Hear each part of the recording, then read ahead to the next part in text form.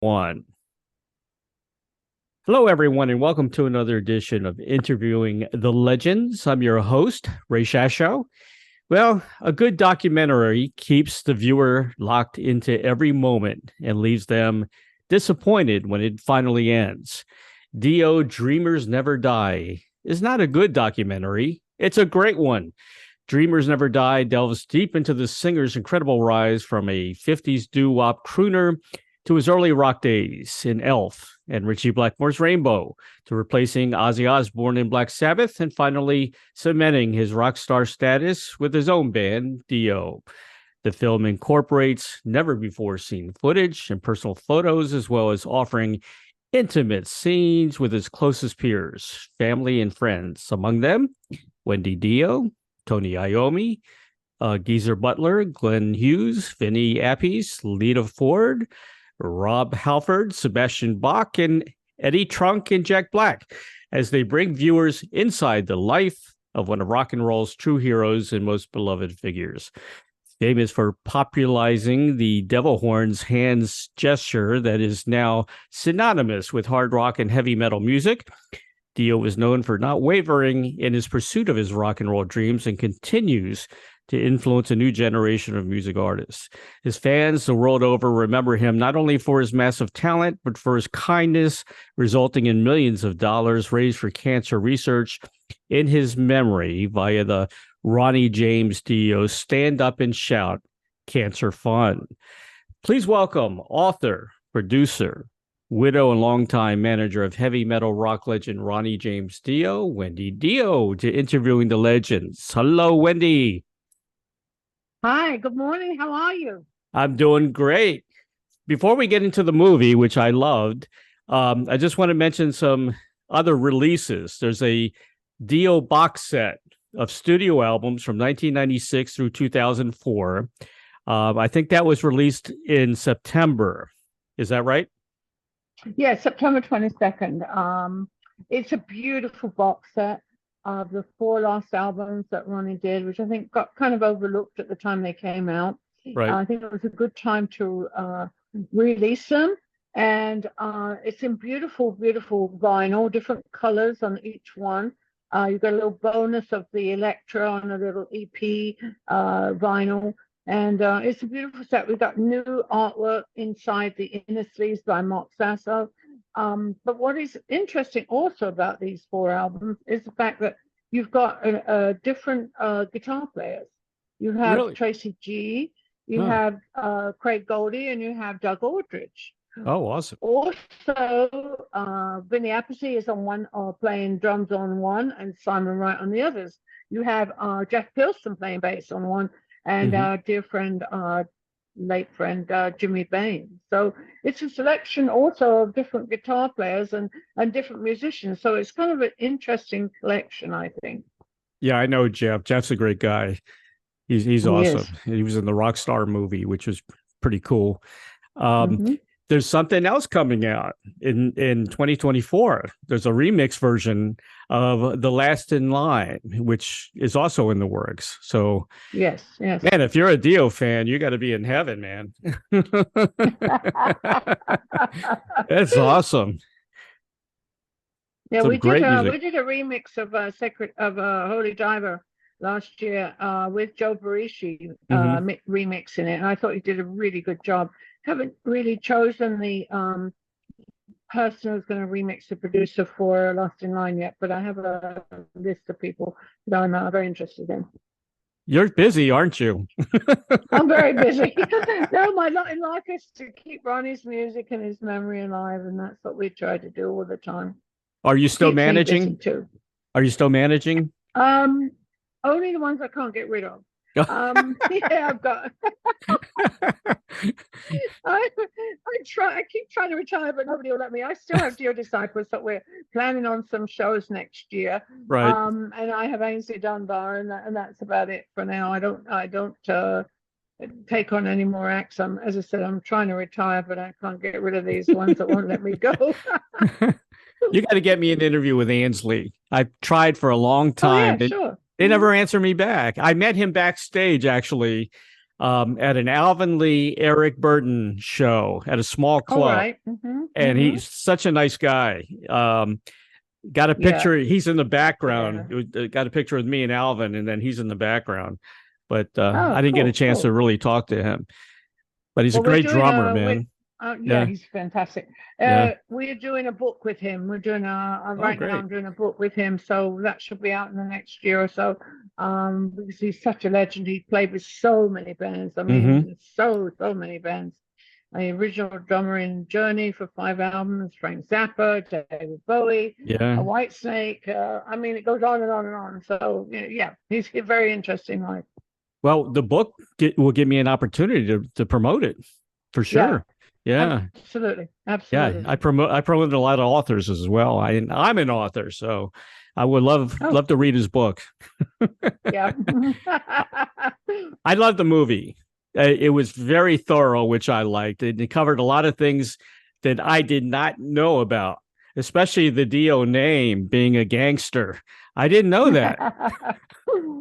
Well, when we did it, what I wanted, and people have asked me over the years for a documentary. Wasn't the right time, wasn't the right people. Right. And then BMG approached me. They financed it, and I interviewed a few different directors. And then when I met Don Argott and Demian Fenton, they were just amazing. They were Dio fans. They had already done Imagine Dragon and an Alec Baldwin film, so they were, they knew what they were doing.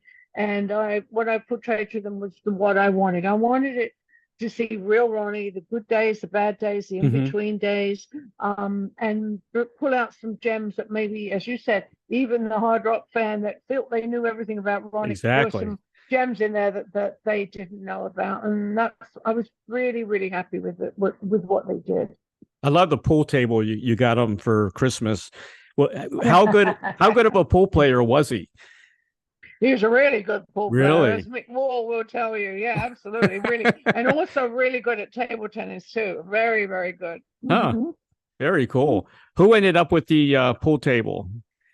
Well, it's still the bottom of it is still in my house. Okay. What I did was when Ronnie passed away, I didn't really need a pool table room, Hmm. so I turned it into a media room. But I didn't want to get rid of the base with the old lions and everything, so I had a Yeah. huge piece of glass made, and it's a coffee table now in Oh, there. cool. That's a good idea, Yeah, yeah, actually. yeah, yeah, yeah. Yeah. It's a beautiful piece. Really It is. is. Um, you never heard him play the trumpet. Is that true? No, no, he would never pick it up. No, I have it, but he would never ever pick it up again.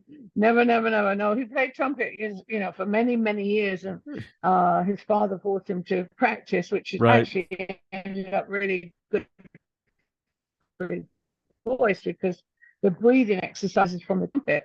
I mean, obviously, he was born with a God-given voice, but the breathing exercises that made the control of his voice.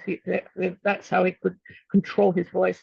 No, that trumpet, no, no, no, never, never, never. Hmm. He actually gave up playing trumpet because he said he couldn't pick up girls, so he taught himself bass, and that's when he was the bass player. Then in the Electric Elves and whatever other elves.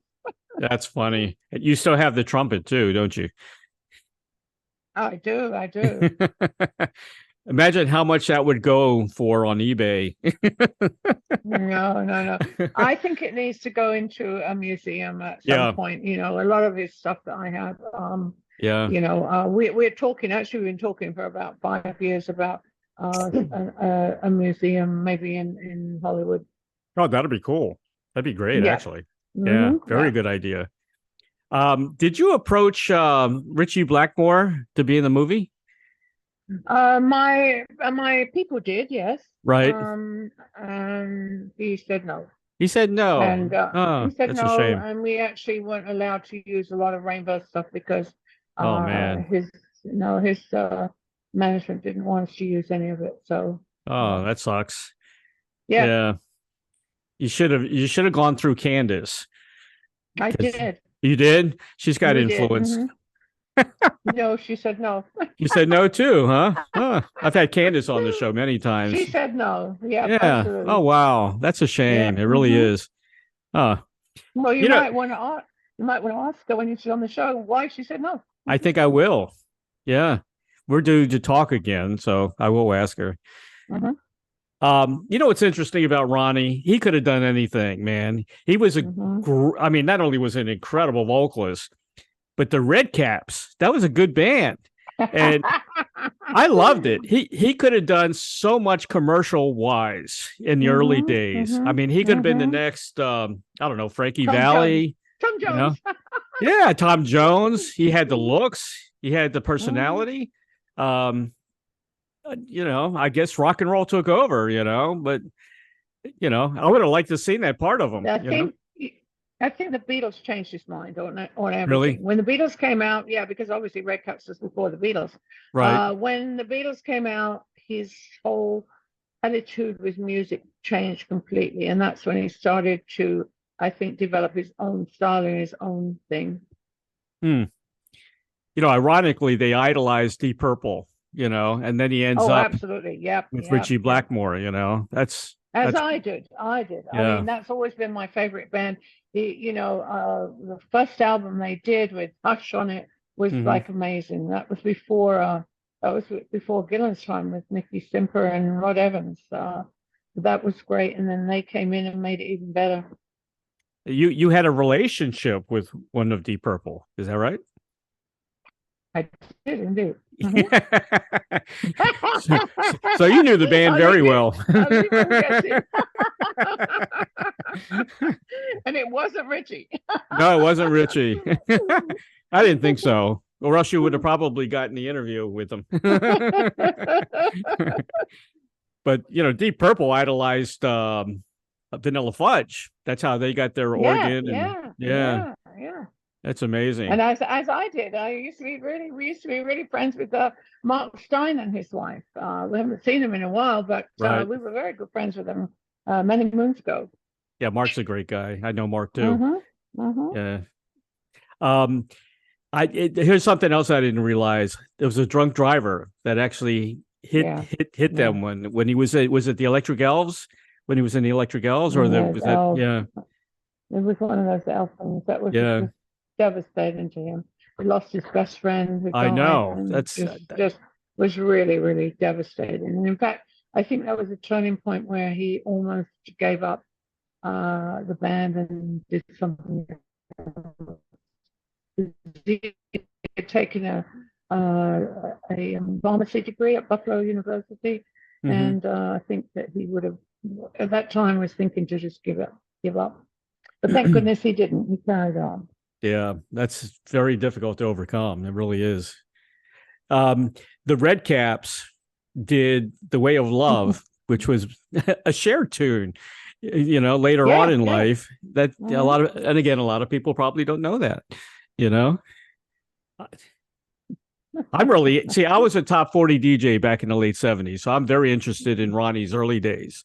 You know, because a lot of his stuff could have been on top 40 radio. You know, he could have been like an angel is missing. There's a beautiful song. Yeah, I mean, he had many lives, didn't he? He did. He really did. The Many Lives of Ronnie James Dio. Oh man, that's a good title too. And of course, you mentioned his auditioning with Elf, with Clive Davis and Roger Glover was there, and Ian Pace, and that was he was very nervous during that audition, as anybody would. But it was so cool because they didn't say anything after the audition. They just kind of walked away, and they found out later he got it. Yep. Must have been a very agonizing time waiting for that. Exactly. Now, Rainbow, did he finally get all his royalties and everything from the band, or was it after he passed away? Well, I fought for many, many years. I got some of it. Yep. Right. Not all of it. How about Man of the Silver Mountain? Was he fully compensated, or no? No. Oh my gosh, that's terrible. That's horrible. You know, another guy that got messed up, who which I love. He's gone now too. Is Lee Kerslick from Uriah Heep. Um, Ozzy and Right. Sharon Yeah. screwed him for a long time and didn't give him any credit, and they finally did right before he passed away, and he got his gold records. Mhm. Mhm. So Mhm. it's a Yeah. shame. It happens. It It does. It happens all the happens too time. much. In fact, it happens so much to, to a lot of the black artists in the day, and Oh the yeah. times of. I mean, that was just horrible. Some of the horror stories I've heard about those poor people. They just gave their soul for rock and roll, and that's all they got. Yeah, they sometimes they would just get a Cadillac and that was it. Yeah, But yeah. yeah, Well, that's what we had, a big house and a Cadillac. yeah.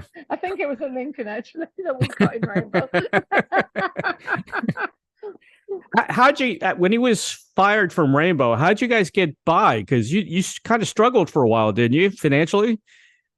Absolutely. We didn't really get fired. It was kind of a mutual agreement. Ronnie, the record label and Ritchie had wanted Ronnie to start writing more commercial songs, love songs, and that wasn't what Ronnie did. He didn't Hmm. want to do it. He said no, he wasn't going to do it, and so he was either fired or he left. We're not sure, but it was anyway mutual decision. And yeah, we didn't have any money. My grandmother at that time had passed away and left me a little bit of money. We bought a little station wagon and we decided to drive 3,000 miles back to California with our dog and our cats, and we piled everything in and drove through.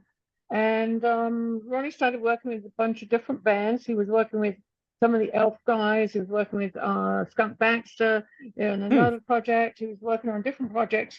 And then he went to Rainbow one night and met Tony Iommi. Hmm. And Tony was talking to him. He was very unhappy with what was going on at the time.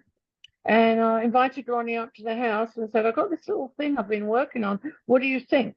And together they wrote Children of the Sea. And Hmm. then Tony said, well, let's form a band together, not thinking to be Black Sabbath. But Yeah. then Bill and Geezer came in and they just decided to carry on as Black Sabbath. Yeah. Those were the bad days for Ozzy. Yeah, he was having a Yeah, he hard was time. going through some bad times right then, right?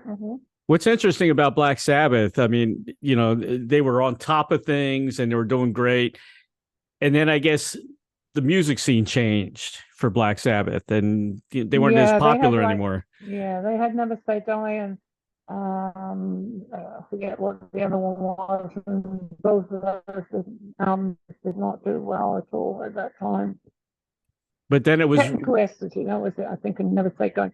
Hmm. but then it was resurrected with Heaven and Hell, which was Yeah. interesting that it came back, with Heaven and Hell, and they were like gangbusters after that. Mm.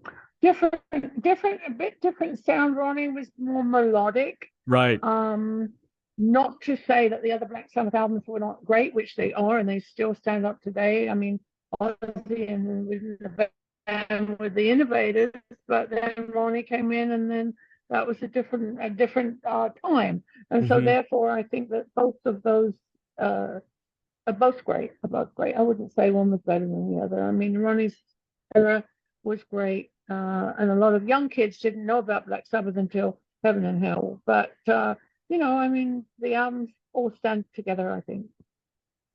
You think Ronnie was most happiest with his own band, Dio? No, he was No, happy with that.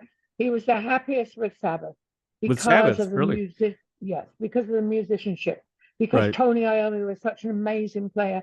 He's a Hmm. Butler, and you've got the drum monster, Vinny. And that's when he was happiest musically. That was the happiest he was because he said that each one had to keep up with the other because everyone was so good in that band. And Hmm. what I really was happy about was the fact that before he passed away, he got back with the Sabs and they did some tours and albums. And I'm really happy that that situation was resolved. Yeah, they were happy too. It was like Yeah. family Yeah. again, you know? Yeah, exactly. Exactly. I mean, we know those people. I mean, Geezer Butler and Gloria Butler, those are my friends. In fact, I'm going up to see them in Utah next week. Mhm. I mean, we've been friends for 40 years. That's 40 years. It's like family. You have arguments, you split for one, and you make up. It's like a whole little family, you know? Right. Happens all the time in rock and roll. Oh, absolutely. Absolutely. Well, Dio was a great band, though, and Oh, you yeah. became his Yes. manager. Yeah, Yep. Yep. Holy That was Driver hard. was great debut album. You Yeah. know, it was There awesome. was But no. Ronnie did not like Rainbows in the Dark. Is that true? At the time, yes, he thought it was going a bit too commercial with the keyboard in it, Right. which so he wanted to get rid of that song, but fortunately for everyone, he didn't, and he got to like the song, really liked it, and of course played it every night on stage. Hmm. You know, the same thing happened to Ritchie Blackmore with Deep Purple because they were starting to sound too funky, I guess, and that's why he Uh-huh. left Deep Yeah. Purple. Yeah. Yep. Yeah, it's a shame that that relationship didn't continue though with Ritchie and because it was a great match. I mean, musically, Absolutely. you Absolutely. know, He's a phenomenal player. He's just yeah. a bit of a strange person. I talked to Candace. You know who Ritchie's. First of all, he likes to vacuum. Ritchie loves to vacuum. That's Oh. these are the inside information about Ritchie. Loves to hang out at his bar downstairs. I guess it's downstairs, the basement. But so did Ronnie, right? He liked his bar. And Ronnie liked to vacuum. What's But he talking about that? that's funny. But I Candace told stay me far away from it. Candace told me Richie's uh, friends are actually just normal people, like the postman, the Mhm, plumber, people like mhm, that. mhm, He mhm, gets friendly with those kinds of people, not mhm. musicians, you know. So I've been trying to get an interview with him too through Candace, and he's tough. He's always in the Good basement when I'm luck. interviewing Good Candace. luck. Good Yeah, I luck on know, that one. really. And I got good things to say about him too. I don't know. Ronnie, see, here's another thing I didn't know. Ronnie severed his thumb during a gardening Yeah. accident. Oh, yeah. Really? Were you Yeah. there at the That was time? no. What happened Okay. was I was out of town Right. and I had bought him this. I'd gone to the flea market and I found this gnome. It was a concrete gnome about 3 feet tall. It was really big. And I had put it in the office, and I was going to get the gardener to come over and put it in the house, in the garden. Well, while I was gone, Ronnie went to the office and saw it, and oh, this is good. So somehow managed to get it in his car, took it back, and we had like a sloping hillside, um, and so he decided to put this gnome there. And at the time, it it was really heavy, and it started rolling down the hill, and it took him with him, and Oh they my both rolled gosh. down the hill, and it cut off his thumb. Wow. So he held his thumb on, uh, and drove himself to the hospital, and they sewed it back on. And when I came back, it looked really terrible. So Hmm. I took him to a specialist who cut it off again and sewed it back on again the proper way. So it was a real drama. How big was this gnome? This gnome, I think, got beheaded. I'm not sure, but I think he got beheaded. Oh my gosh. What a story. Got attacked by a gnome. Yes, Yeah. absolutely. And he was worried he couldn't do his devil And sign, oh, the he could. devil He horns. could use his thumb. Yep. Yeah. So, yeah, I don't think I know if a lot of people knew that. That's interesting. Thank you for the movie, by the way. Especially us music journalists now, we can we're tired of reading things on Wikipedia and not knowing if it's Yeah. true or Well, not, you know. well, I got some really good news yesterday morning. Mhm. Okay. They told me that the documentary was #1 on music videos Oh, great. in the US and #1 in the UK. So I was Oh, really happy about wonderful. that. It deserves Yeah. it. It really does. Um, what was I going to say here? Well, what's next for Wendy Dio? I mean, we know you Well, get these releases coming out. bowling. Okay. We've got a bowling coming up Okay. for a charity on the Okay. 16th of November in Pins. It's already sold out, which is fantastic. Oh, good. Um, you know, back, past players have been like Geezer Butler and Dave Grohl and Jack Black, and we never know who's going to turn up. It's always real fun Yeah. with Eddie Trunk there hosting it, and we have a lot of fun raising money for the cancer, and which is really good. Next year we have a rock for Ronnie in the park, which is a family affair. People come with their kids, their dogs, sit on the grass, and it's an all-day thing with bands playing. So that's busy. What else is going on?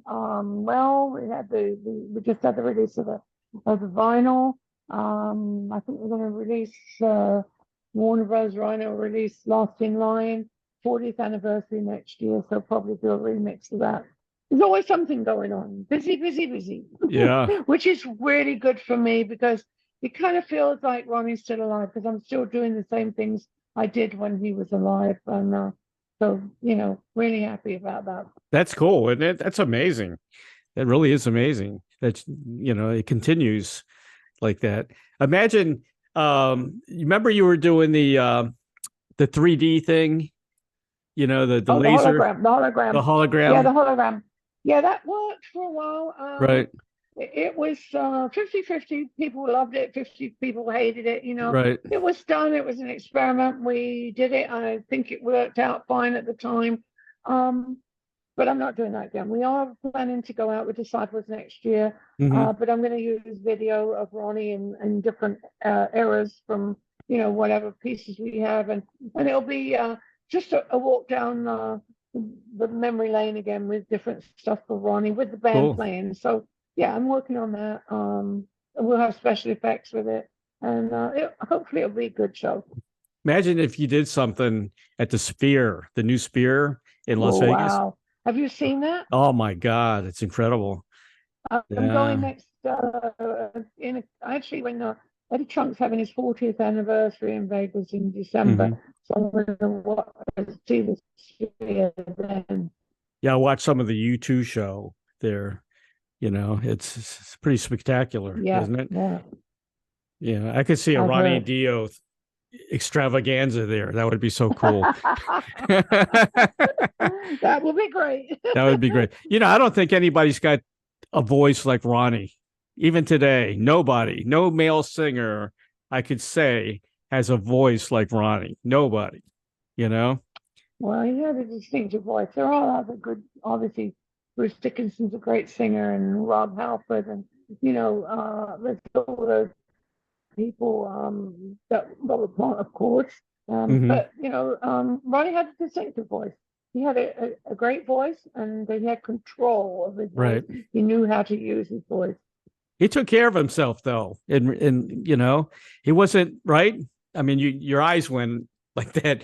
Didn't he take care of it? I mean, he wasn't a smoker, right? He used to smoke. Actually, he smoked up to, I think he was smoking in Rainbow, and then he quit. Okay. He drank quite a bit. He drank vodka. He drank beer. Didn't eat any vegetables whatsoever. Right. He used to say no veg for the reg. Interesting. So yeah, that was he smoked a bit of pot, but didn't do any heavy drugs, nothing. Yeah, and he did he kept fit. He walk every day. Yeah. He did keep fit. He always seemed to have a clear head, not like other rock stars that kind of, zoned out every once in a while from the drugs. He was very intelligent. Incredibly. Yeah. No, he was incredibly intelligent. I think I fell in love with his brain because he was so intelligent, and he could talk about any subject whatsoever. He was very he read a book almost every day, a different book. And loved to watch his sports on TV. And loved his animals. Well, we all miss him, Wendy. Yeah. Yeah. Me too. Yeah. Me too. Well, I know you're pressed for time. I just want to say very special thanks to Jen Farhood. She's the tour publicist with Chipster PR and Consulting. Been working with Chipster for years now. She arranged this interview with Wendy. Yeah. Good people. Good people. Yeah, very good people. Yes. You can purchase Dio, Dreamers Never Die, on DVD, Blu-ray, plus 4K and merchandised bundles. What's the best place to buy it? I know on the is it shop.bandware.com/Dio? Is that the best place to buy it? You think to Oh, you order can it? go to Amazon. They've got it on Amazon. Order it from Amazon. I think it's in Uh, Walmart. I think it's almost everywhere, which is good, really good. And what I like about it as well is the fact that we did we did the originally came out in theaters all over the world Right. only for a few days, and Yeah. then Americans could watch it on Showtime, but the rest of the world couldn't see it unless they bought it on one of Right. those cinema days. So now it's worldwide. So I'm very happy about that. I'd love to see it on the big screen. Yeah, That's yeah, where it that's really the best way to belongs. see it. That's the best way to see it for sure. Maybe they'll play it in the Sphere in Vegas. That'd be cool. I Maybe doubt it, but it would be a cool. big party. I'll come to that. Definitely, I'll be there. Also, the new Dio box set, the studio albums from 1996 through 2004, and that's available now as well. Also, Rainbow in the Dark, the autobiography's out there too. You can also buy that at Amazon.com. So there's lots of Ronnie James Dio music and books and all kinds of stuff out there. Yeah, you can order the book through our website too. And if you order the book through your website, I will personally sign it. Oh, great. There you go. Yeah, wonderful. We do it all the time. Yeah. Oh, that'll be awesome. Anything else to add, Wendy? A lot going on. I don't know. As I said, we're getting ready for our bowling tournament right now. That's what's coming up soon. So that's really busy in the works. I'm also going through the vault with Win Davis, who is Ronnie's longtime engineer. Okay. We're finding lots of things. We're digitizing stuff to make sure it's not going to get lost. Right, right. Because there's a lot of big 2-inch tapes and stuff. But we're finding some gems. So hopefully there'll be some stuff that we can put out unreleased stuff soon. So I'm happy about that. The good thing, you got all of Ronnie's music taken care of, right? It's all safe. Oh, yeah, absolutely. A lot of musicians, their stuff burnt down, Yeah, yeah. Or it gets destroyed somehow or lost or something. No, we've always kept everything in the vault. Awesome. That's great. Wendy, thank you so much for being on the show today. I really appreciate it. You look great, by the way. What are you, 38, 39 now? Yeah, sure. 21. 21. Okay. 21 and holding. You look awesome. Whatever you're doing, keep doing what you're doing because you look wonderful. Thank you so much. Thank you so much. Thank you, Wendy. Thank you for your support. Without people like you, we couldn't do this, really, seriously. And it's been really interesting. I'm really been very interesting today to work with you. It was great. Thank you. We love the music. We love Ronnie. And we love you as well. So thank you. All the best. Bye, Wendy. Take care. Bye-bye. Bye-bye. Bye. Bye.